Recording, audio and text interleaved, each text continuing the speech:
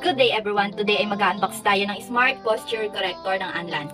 Well, meron na din ako nito before, but umorder pa rin ako dito sa may Anlan dahil ito ay meron ng counting function. Para sa akin, importante na makita mo yung record kung nakakailang improper posture ka ba sa buong maghapon. Well, maganda to guys, kapag naka-work from home ka at puro laptop lang yung kaharap mo, mahalaga na nakikita natin at naiaayos natin yung ating posture gamit ito. So, let's begin. I-open na natin.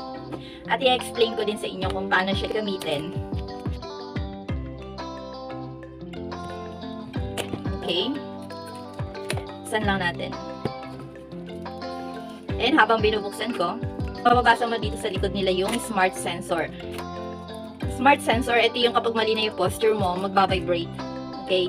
Para i-remind ka na mali na nga yung iyong posture. Wait, kuha lang ako ng ganite. And tulad ng sinabi ko, yung counting function, ito naman yung may i-record ko ng kakailang maling posture ka ba. Lightweight and flexible, yes. Very important na magaan lang ito kapag sinuot mo. Ayan, USB rechargeable din. Let's see. Yeah, favorite ko ang Anlan. Ang dami ko nang produkto ng Anlan. Good naman kasi yung mga naging review ko sa Anlan. Saka, sulit naman. Matitibay din. There you go. Ayan. And ito yung kanilang user manual. Ayan.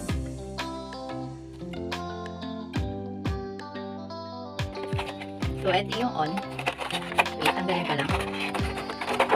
Ayan, binago ko yung position ng aking camera para mas nakikita natin. So, ito yung kanilang elastic strap. Okay? Pwede natin tong i-adjust according to actual needs. Okay? Pwede mo rin baguhin yung angle.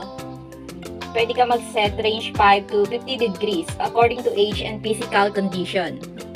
So, kung matanda na, pwede mong baguhin yung angle.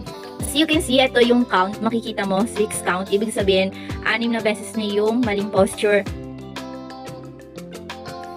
Ngayon, para ma-reset natin yan, kasi hindi yan mawawala kahit i-charge mo or patayin mo.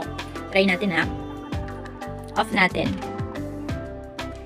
See, makikita nyo, nagdagdag pa ng isa dahil nga hindi nakasuot. Well, para ma-reset natin yan, kailangan natin i-long press tong angle setting button, okay?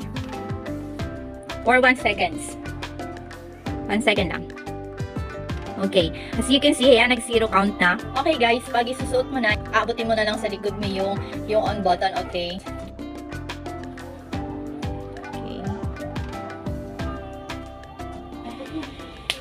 Ayan, magbabibrate pag mali yung posture mo. So, pag nag-straight ka ulit, pag correct yung posture mo, hindi naman magbabibrate. Kung gusto nyo yung mga ganitong video, paki-like and subscribe para updated ka din sa mga video na ina-upload namin weekly.